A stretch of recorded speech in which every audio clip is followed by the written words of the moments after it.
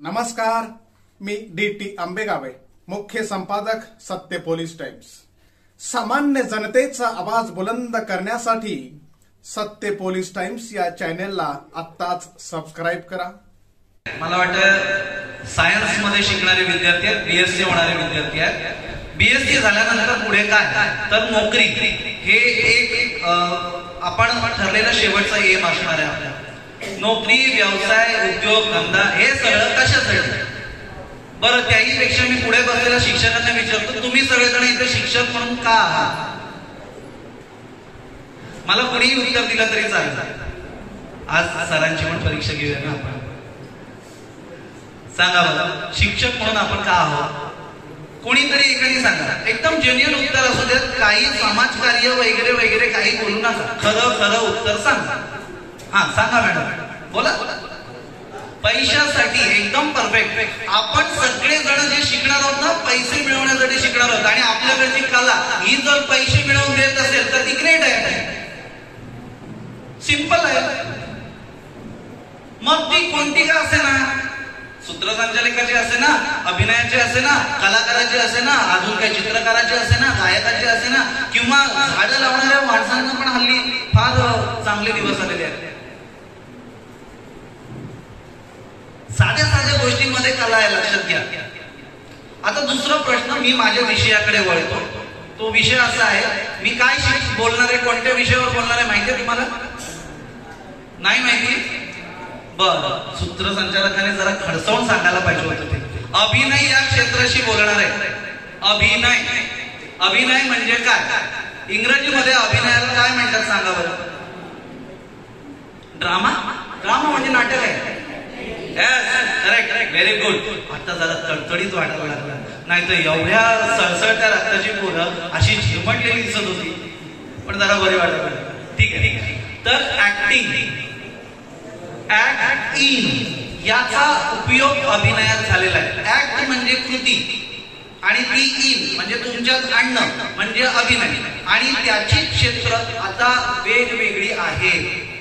मी परत परत तुम्हाला याची जागृती करून देईन, बाबांनो, जे पण आपण करतो आहोत ते सगळं आपला फायदा होण्यासाठीच करायचं आहे। फुकट पाकट समाजसेवा करायची नाही, काही गरज नाहीये समाजसेवा करायची। ज्याच्यातून इन्कम आहे ते काम करायचं, आणि म्हणून ही कला फार उपयोगाची आहे। इव्हन मी तुम्हाला आता तुम्ही ज्या कविता वाचतात त्याबद्दल पण बोलणार आहे, अगदी पटापट बोलेन, त्यामुळे नीट माझा प्रत्येक शब्द शेवटच्या सगळ्या मुलांनी नीट ऐका। कुणी एकमेकांशी बोलू नका किंवा मोबाईल मध्ये बघू नका। माझा आवाज फार इरिटेट करतोय तुम्हाला? नाही ना? हा, तर म्हणून मी इको कमी करायला सिस्टम मध्ये नाही आहे असो। तर आता एक महत्वाची गोष्ट सांगतो बघा। आता परत एकदा मी तुम्हाला प्रश्न विचारतो, तुम्ही मला सांगा, आतापर्यंत ऍक्टिंग किती जणांनी केली? हात वरती करा, बाकी काही मी करायला सांगणार नाही, घाबरू नका। फक्त किती जणांनी केली ऍक्टिंग, हात वर करा। सगळे खोटे बोलते, सगळे। ऑलमोस्ट तुम्ही शिक्षकांनी पण हात वर केले तरी चालतील, मला आवडेल। 1 2 3 4 5 6 अरे देवा, अरे राजांनो, आपण सगळ्यांनी लहानपणापासून ऍक्टिंगच करत आलोय। हे सर तुमच्यावर चिडतात म्हणजे ऍक्टिंगच असते, आणि शिक्षक आपण चिडतोच की विद्यार्थ्यांवर। बऱ्याच वेळेला प्रिन्सिपल समोर जाताना आपण ऍक्टिंगच करत जातो। अहो, ही ऍक्टिंग जी आहे ना, ही कुठे, कशी, कुठे आणि कधी कामाला येईल हे नाही सांगू शकत आपण। आता एकमेकांकडे खुणा करू नका की तू केलेली ऍक्टिंग त्यावेळी होती म्हणून, हे लक्षात घ्या। त्यामुळे या ऍक्टिंगचे जेवढे बारकावे तुम्हाला तुमच्या आयुष्यात अंमलात आणता येतील, यूज करता येतील, ते फार महत्वाचं। बाबांनो, तुम्ही सगळेजण रिसेंटली 13वी 14वीला आला असाल, तर मे बी 2 वर्षापूर्वी तुमच्याकडे अभ्यासालाच होता ना 12वी मध्ये सूत्रसंचालन म्हणजे काय, त्यामुळे त्याचे बारकावे तुम्हाला त्यावेळी माहितीच असणार आहेत। बरं, हा सूत्रसंचालक हा जो काय बोलतो ते भावना व्यक्त। आता मी या सगळ्याच्या मी तुम्हाला परत एकदा सांगतो की हा विषय 8 दिवस शिकवण्या एवढा आहे, आणि म्हणून मी फक्त 15 मिनिटात संपवणार आहे। 8 दिवसासाठी मी सरांना सांगेन, एक दिवशी छान आपण कॅम्प घेऊ, त्यामध्ये सगळे वर्कशॉप घेऊया, गेम्स घेऊया, त्याच्यातून मुलांना तयार करूया, आणि दुसरं महत्वाचं, जर का पैसा मिळत असेल तर काय प्रॉब्लेम आहे रे? नुसताच पैसा मिळत नाही ऍक्टिंगच्या क्षेत्रामध्ये. आत्ताचा असं आहे, ऍक्टिंगच्या क्षेत्रात मान मिळतो, मतलब मिळतो, शाल मिळते, नारळ मिळतो, पुष्पगुच्छ मिळतात, सगळं मिळतं, खुर्ची भेटते समोर बसायला. माझं साधं छोटंसं उदाहरण सांगतो. मुळे साहेब इथे बसलेले आहेत, यांच्या समोर मी पण तुमच्यासारखाच असताना फर्स्ट इयरला होतो, समोर बसलो होतो. आमच्या इंदापूरला शिकवणारे आजू सर होते आणि आजू सरांनी सांगितलं होतं मराठी भाषा दिवस आहे कोण, आणि त्यावेळी आम्ही वरच्या शाळेत होतो, तिथे BA ची फर्स्ट बॅच चालू होती. फर्स्ट बॅचचा आम्ही पहिला विद्यार्थी. आम्ही हौशीने इकडे इंग्रजी चालू होतं विषय, इंग्रजी विषय. आता इंग्लिश विषय म्हटल्यानंतर आम्ही सगळ्यांनी इंग्लिश विषय घेतले. आपल्याला सगळ्यांना माहिती आहे आपलं मराठी मीडियम वाल्या मुलांचं इंग्लिश किती चांगलं असतं. तसंच मी पण, म्हणजे 12वीच्या इंग्रजीच्या पेपराला मला पेपर हिरवा दिसायला लागला. 100% नापास. माझ्या दादाने मला सांगितलं होतं तू नापास होणार, तुझं काही खरं नाही. कारण मी त्याला आल्यानंतर सांगितलं होतं ना मी काय काय लिहिलंय ते पेपरामध्ये. एक प्रश्न असा विचारला होता, मला नाही आठवत मी काय लिहिलंय याच्यात, मला नाही आठवत. पण देव चांगलं असेल माझं, मी पास झालो. याच्यानंतर आम्ही इकडे आलो इंग्लिश BA करायला.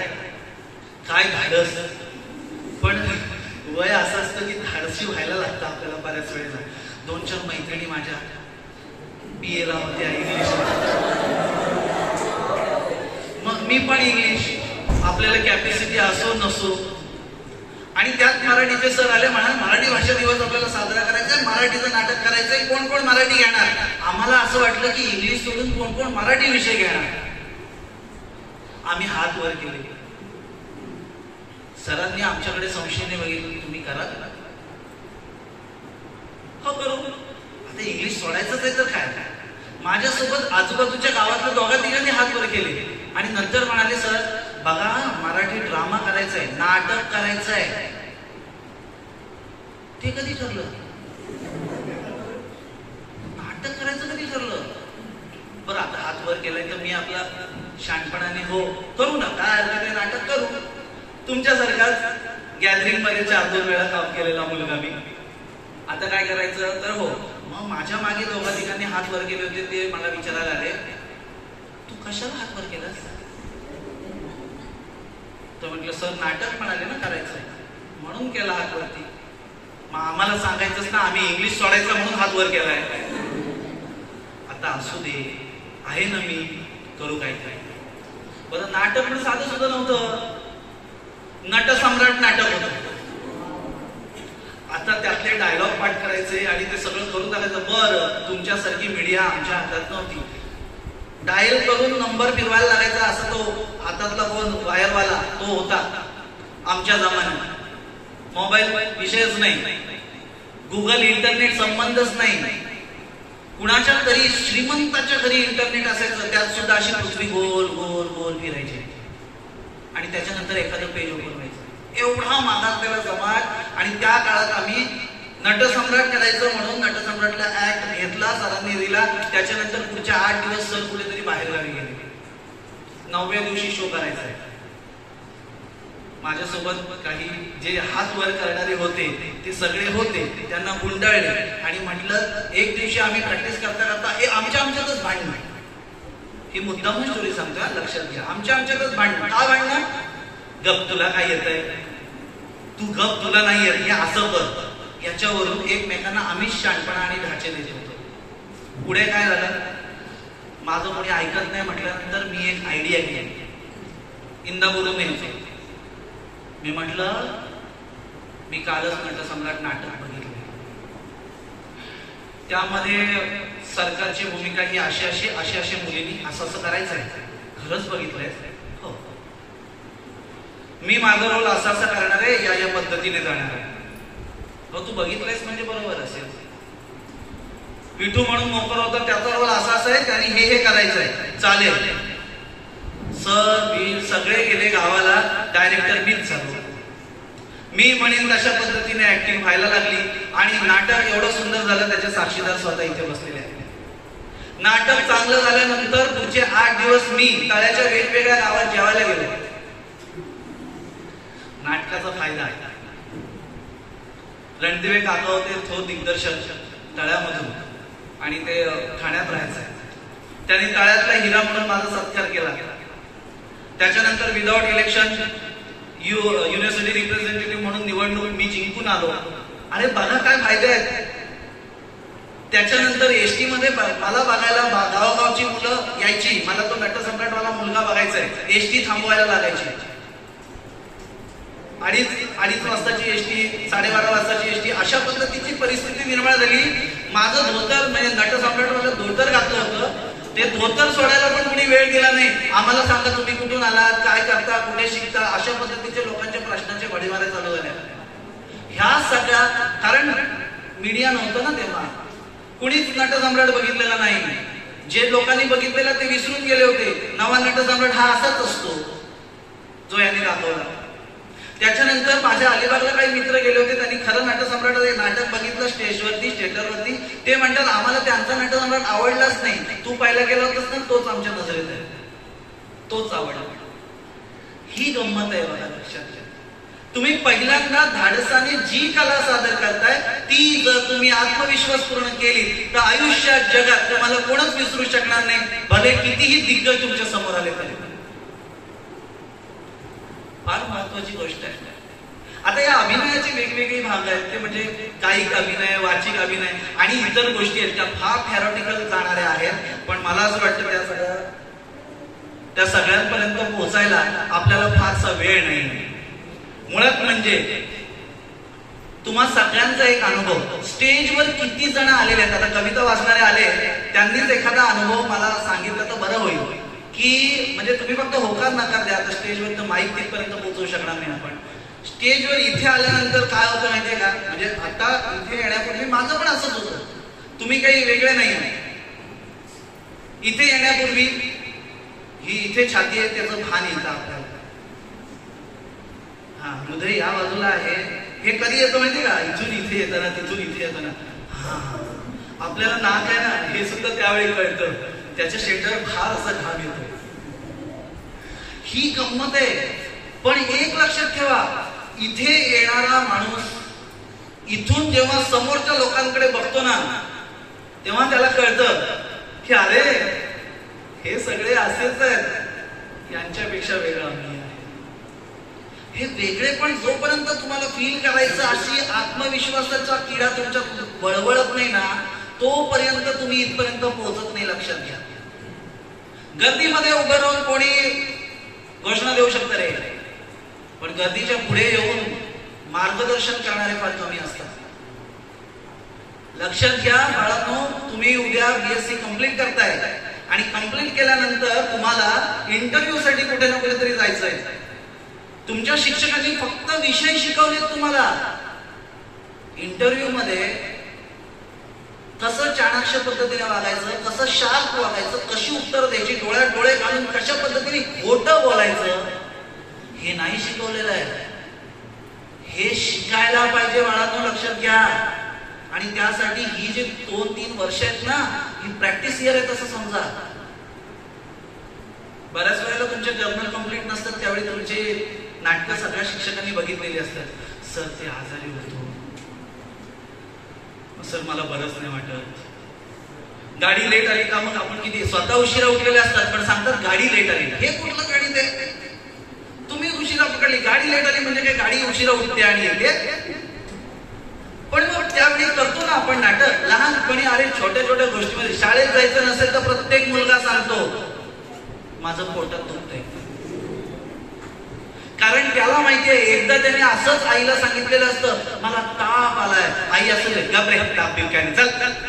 मग त्याला नाही, ताप असा कळतो, पोटात दुखलेला कळत नाही. सगळे असे चॅप्टर आहेत. बाकी या वयात नाटक करणं फार गरजेचं आहे बाळांनो. हे वय खूप चांगलं आहे. तो मगाचा झालेला जोक पुन्हा एकदा तुम्हाला सांगतो. मी कितवा, हे मिठीत जाईपर्यंत त्या माणसाला कळलेलं नव्हतं. म्हणजे नाटकच असेल ना केवढं मोठं. बघा ना, हे ऑलमोस्ट नाटकच आहे रे बाबांनो. ज्या वेळी तुम्ही खऱ्या अर्थाने आयुष्याला जगायला सुरुवात करता ना, त्या वेळी नाटकातच जगत असता. लक्षात घ्या.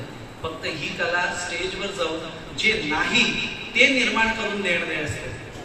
जे नाही ते निर्माण करून देणारी कला म्हणजे नाटक असतो, अभिनय असतो.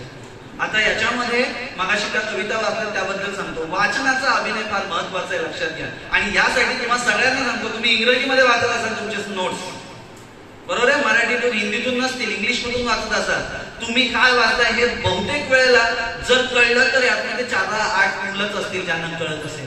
बाकीच्यांना आपण काय वाचतोय कळत नाही, फक्त ड ड ड ड ड पाठच करायचंय. घोकमपट्टी एक लक्षात घ्या. एक छोटासा प्रयोग मी सांगतो म्हणून सगळ्यांनी लक्षात घ्या. त्यानंतर मला एक मुद्दामून याच्यासाठी एक गोष्ट सांगतो तुम्हाला. त्या नटसम्राटचं नाटक तुम्ही पुस्तक उघडलं ना तर तुम्हाला कळेल, अरे याच्यात 1-1, 1.5 डायलॉग लिहिलेले आहेत.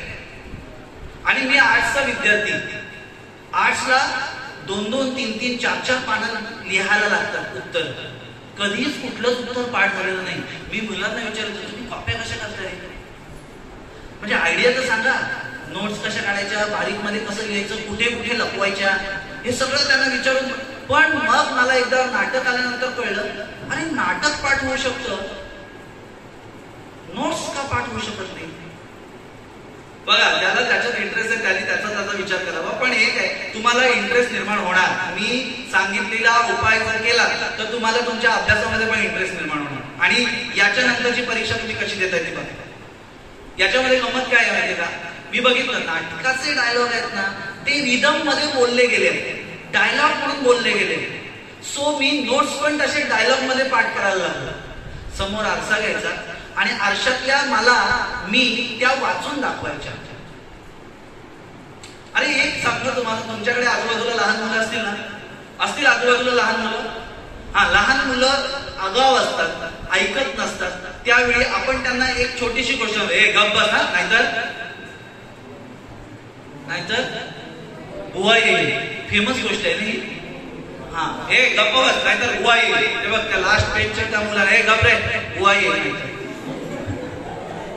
अशा पद्धतीचा हा बुवा तेव्हा आपण नॉर्मल मध्ये सांगत नाही. बघा, आपण एखाद्या मुलाला नॉर्मल मध्ये सांगत नाही, हे गप्प बस, बुवा येईल, बुवा येईल. ही ऍक्टिंगच झाली की तुम्ही बळजबरी त्याला घाबरवताय. बळजबरी आवश्यकता नसताना मग तो पण बिचारा आता एवढा बोलतोय तर जरा घाबरतो. हो काय, घाबरतो मी, जातो, गप्प बसतो. किती मिनिटं बसतो तो बुवाच्या भीतीने गप्प, फक्त 1-2 काहीतरी 30 सेकंद बसत असेल, पुन्हा त्याचं चालूच होतं. म्हणजे त्याने तेव्हा केलेली सुद्धा ती ऍक्टिंगच असते. आणि आपण एकदा बऱ्याच वेळेला लहानपणी खूप साऱ्या गोष्टी ऐकलेल्या, त्या सगळ्या ऍक्टिंग मध्ये सांगितल्या गेल्या की सगळ्याच्या सगळ्या ऍक्टिंग मध्ये. एक असते म्हातारी, ती चाललेली असते एकीकडे, मग तिला रस्त्यात वाघोबा भेटतो. वाघोबा म्हणतो, ए म्हातारे, काय गरज आहे आवाज बदलायची, पण सांगतो ना आवाज बदलून, त्याशिवाय फील कसं येणार. हे वाचनाची गंमत आहे ही. मग तुम्ही सुद्धा अशाच पद्धतीचं वाचन जर केलं, इंग्लिश असू शकत हरकत नाही, तर डेफिनेटली ते वाचन तुमच्या लक्षात राहील आणि एक अविस्मरणीय लेसन तुम्ही लर्न कराल. बाकी तर खूप साऱ्या गोष्टी आहेत. अभिनयाचा काही अभिनय, नाटकाच्या वेगवेगळ्या फॉर्म्स, वेगवेगळ्या अभिनयातल्या अंगिक गोष्टी, वाचिक अभिनय, आणि मग पुन्हा एकदा शब्दोच्चार, वाचन आणि या सगळ्या गोष्टी या खूप आहेत. पण मी सामान्य जनतेचा बुलंद आवाज, सत्य पोलीस टाइम्स.